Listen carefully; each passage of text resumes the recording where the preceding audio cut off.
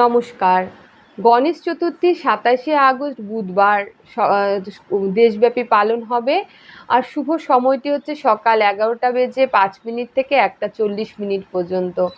তবে গণেশ পুজো করার আগে কয়েকটি বিশেষ সতর্কতা অবলম্বন করা উচিত। যেমন যদি আপনি যখনই গণেশজির পুজো করবেন অবশ্যই মাটির প্রতিমাতে পুজো করুন, সেটি অনেক বেশি তাৎপর্যপূর্ণ। দ্বিতীয়ত, গণেশজির সুরটি যেন সবসময় বাঁ দিক থেকে বেঁকে থাকে, কারণ ডান দিকে বাঁকা সুর যে গণেশগুলো রয়েছে সেগুলোর পুজোর নিয়ম কিন্তু অনেক কঠিন। তাই সেটি কিন্তু অবশ্যই মানে সেই রকম মূর্তি দেখে আপনারা আনবেন। যদি বাঁ দিক বাঁকানো গণেশজির সুর মানে বাঁ দিকে বাঁকানো সুরের কোনো গণেশ ঠাকুর নিয়ে আসেন, সেটাতে কিন্তু কোনো ভুল ত্রুটি হলেও অসুবিধা নেই, কিন্তু ডান দিকে বাঁকানো সুরের যে গণেশজি রয়েছে তার পুজো কিন্তু অনেক নিখুঁতভাবে করতে হয়।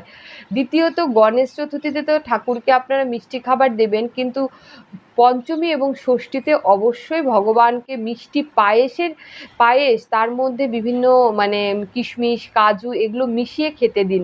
গণেশজি অত্যন্ত পছন্দ করে এবং আপনার মনস্কামনা পূর্ণ করতে চাইলে, বিঘ্ন বিনাশ করতে চাইলে, সিদ্ধি প্রদান করতে চাইলে অবশ্যই এই খাবারগুলো চতুর্থী পঞ্চমী ষষ্ঠীতে দান করুন।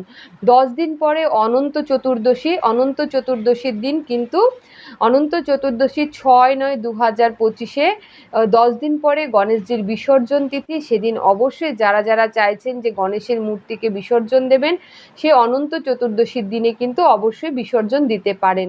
আর তা না হলে আপনারা চতুর্থী পঞ্চমী এবং ষষ্ঠীর পরের দিন পুজো দিয়ে আপনারা কিন্তু চতুর্থী থেকে ২.৫ দিন পরে কিন্তু মূর্তিকে আপনারা মানে স্থান থেকে তুলে নিয়ে আপনারা যে কোনো নির্দিষ্ট শুভ স্থানে রাখতে পারেন।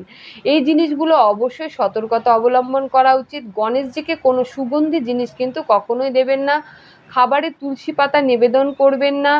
সুগন্ধি কোনো ফুল দেবেন না। লাল বস্ত্র লাল ফুল এই ধরনের জিনিস তাকে সমর্পণ করুন। নমস্কার।